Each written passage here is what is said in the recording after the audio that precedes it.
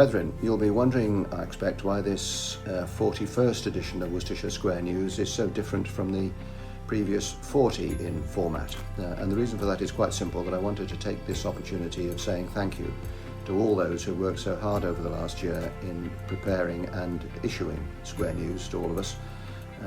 Particularly I must say thank you to Jonathan Swift, then Provincial Communication Officer, whose idea, quite rightly it was, that we should find a means of communicating weekly on this basis and in this way to all the brethren individually, and a great success it has been.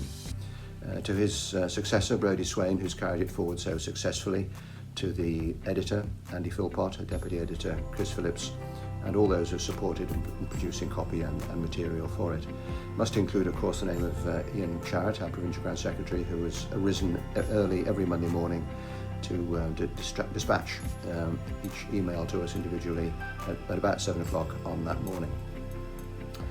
The first issue, as I say, was dispatched to us all on the 23rd of March and was followed by another one on 3 weeks later, which included a piece about Professor Chris Whitty, a name that none of us were familiar with then, I'm sure, but has become increasingly well known to us as time has gone by, and with his Worcestershire connection, a degree of some curiosity too.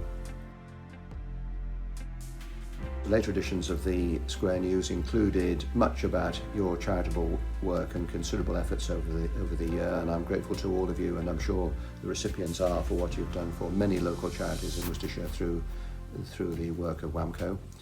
And also with the assistance and support of Masonic Charitable Foundation, large grants have been made to the Worcestershire Community Foundation and to St Basil's, and the work that they've done and continue to do, of course, for young homeless people in the region.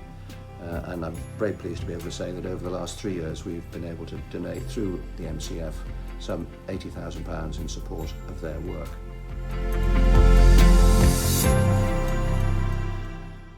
I'm making this recording on New Year's Day, and I think I should take the opportunity, of course, to wish everybody a Happy New Year. I think we can look forward to 2021 with a degree of greater optimism. A number of our members have already received vaccinations. Of course, I'm looking forward to my turn. The province has 60 or more, I think, candidates in the pipeline for initiation, and we can look forward to progressing Freemasonry successfully as the year goes by.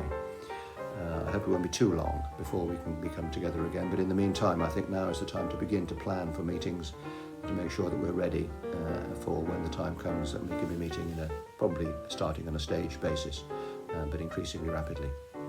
Thank you all for your support during the course of last year. I'm sure we can look forward with optimism to 2021, at least I hope we can, and with your support, and the province will go from strength to strength and return to its normal happy way. Best wishes to all you and your families for the new year. Have a safe, happy and successful 2021. And Stephanie and I, of course, wish you all very well.